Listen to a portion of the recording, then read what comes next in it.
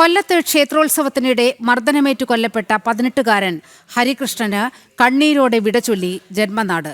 അടൂർ പോളിടെക്നിക്കിലെ പൊതുദർശനത്തിന് ശേഷം മൃതദേഹം വീട്ടിലെത്തിച്ചു. സംസ്കാരം അല്പസമയത്തിനകം നടക്കും. കഴിഞ്ഞ ഞായറാഴ്ച രാത്രിയാണ് മരുത്തടി ക്ഷേത്രോത്സവത്തിനിടെ ഒരു സംഘം ഹരികൃഷ്ണനെയും സഹോദരനെയും ആക്രമിച്ചത്. വിവരങ്ങളുമായി എം മനോജ് ചേരുകയാണ്. മനോജ്, ഒരു നാടിനെ ഒന്നാകെ ദുഃഖത്തിലാഴ്ത്തിക്കൊണ്ടാണ് ഹരികൃഷ്ണൻ കടന്നുപോകുന്നത്. സംസ്കാര ചടങ്ങുകൾ ആരംഭിച്ചോ? വിവരങ്ങൾ. നീലിമ, സംസ്കാര ചടങ്ങുകൾ തുടരുകയാണ്. ഐവർകാലയിലെ വീട്ടുവളപ്പിലാണ് സംസ്കാരം നടക്കുക. ഈ അടൂർ പോളിടെക്നിക്കിലെ വിദ്യാർത്ഥിയായിരുന്നു 18-കാരനായ ഹരികൃഷ്ണൻ. കഴിഞ്ഞ ഞായറാഴ്ചയാണ് മരുത്തടി ക്ഷേത്രോത്സവത്തിന് എത്തിയത്. അവിടെ തങ്കയങ്കി ഘോഷയാത്രയുണ്ടായിരുന്നു. അതോടൊപ്പം തന്നെ മറ്റ് ചില പരിപാടികൾക്കും കൂടെ അവിടേക്ക് ആ ക്ഷേത്രത്തിൽ എത്തിയതാണ്.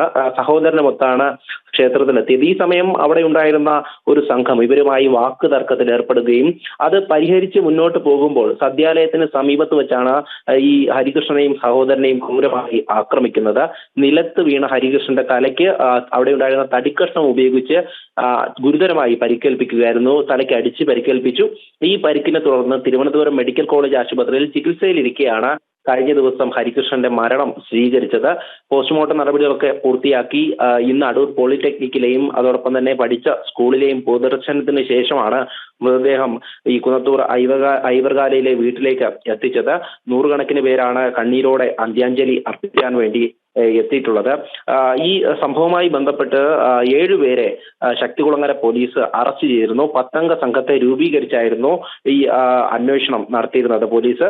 ഈ മരുത്തടി സ്വദേശികളായിട്ടുള്ള വിമൽ രാജ്, സനിൽകുമാർ, രതീഷ്, സുനിൽകുമാർ, ഷമിൽ രാജ്, ഷിബിൻ, അവരോടൊപ്പം തന്നെ പ്രതികളെ ഒളിവിൽ കഴിയാൻ സഹായിച്ച പുനലൂർ സ്വദേശിയായിട്ടുള്ള സുനിൽ എന്നിവരെയാണ് പോലീസ് അറസ്റ്റ് ചെയ്തത്. പ്രതികളെ കോടതിയിൽ ഹാജരാക്കി റിമാൻഡ് ചെയ്തിട്ടുണ്ട്.